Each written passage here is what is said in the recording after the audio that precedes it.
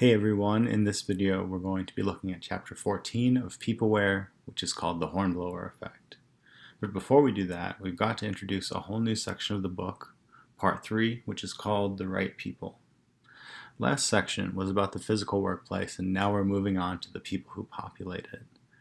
The myth to debunk in this section is that a manager is dealing with a commodity resource in his employees, and it is up to him to utilize them in such a way that is most efficient towards achieving his goals.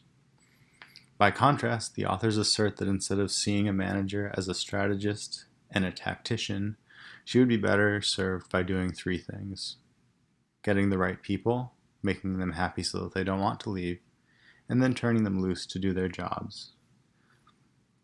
Some effort has to be done, or some effort has to be given to ensure everyone is going in the same direction. But beyond that, the most important role of a manager is more to build a team than to watch over its members' every move. The name of the chapter refers to a book series by a man named C.S. Forester about the eponymous main character, Mr. Hornblower, who rises through the ranks of the British Navy to the rank of admiral by being clever, political, and lucky in the same way business people do today. The authors touch on a nature versus nurture argument and attempt to debunk, rather weakly unfortunately, the idea that managers can bring out untapped qualities in their employees. They suggest that this isn't realistic, and that a human's nature will stay the same for the duration of his time at a company, and if it isn't a good fit at the beginning, it will not be a good fit by the end, since the team is not likely to be around for an extended enough period of time to genuinely change someone's nature.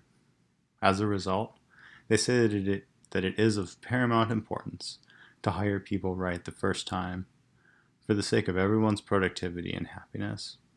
While they do acknowledge in this section that human beings can change themselves drastically, I disagree with their assertion that this reality means that managers cannot be a part of growing their people.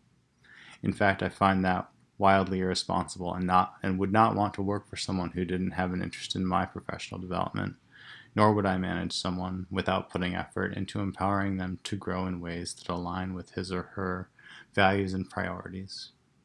Nevertheless, this chapter is about hiring and not about a fixed versus growth mindset, so we'll leave that topic here. The next section is called the uniform plastic person. The authors acknowledge a phenomenon succinctly summarized as people like themselves. It's an evolutionary trait that we all have, wherein we become uncomfortable with individuals who deviate too much from the norm that we're accustomed to from ourselves and the people in our organizations.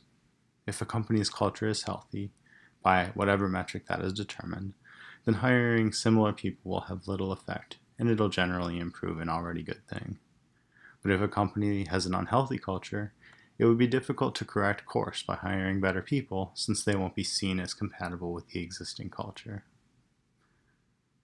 Uniformity in temperament or in mannerisms and habits is one thing, but another dimension sometimes arises, less so in the modern era though, and that is a uniformity of appearances.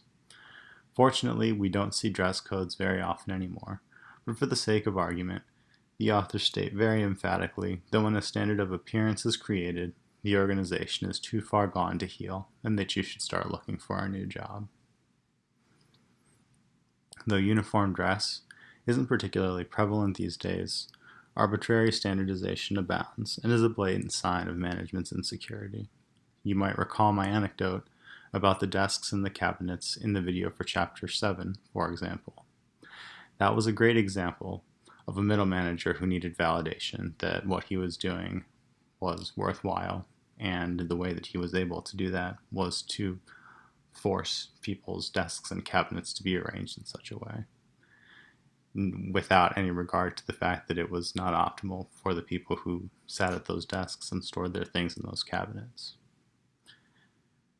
The idea of professionalism is essentially synonymous with predictability, and people who think differently, dress differently, or in some way deviate from the norm look like the seed of discord itself to middle and upper management that doesn't trust their employees have the organization's best interest at heart, and thus that they are problematic.